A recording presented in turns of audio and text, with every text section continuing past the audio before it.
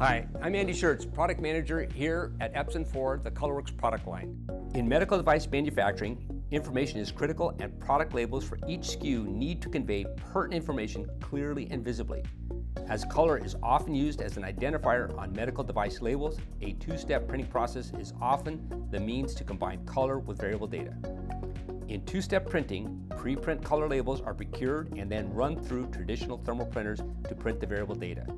The challenges associated with this process include high minimum order quantities of preprint labels, possibility for misalignment during printing, potential for label waste due to regulatory changes or shelf life, higher lead time and cost to label short-run products. With Epson ColorWorks, businesses are empowered to simplify their printing process by printing high-resolution color and variable data in a single step, thereby ensuring proper data alignment and eliminating the need to purchase and inventory multiple variations of preprint labels. In addition, label designs changes can be implemented as needed while minimizing the potential for label waste. Lastly, short-run specialty products can be labeled with ease at a low cost per label.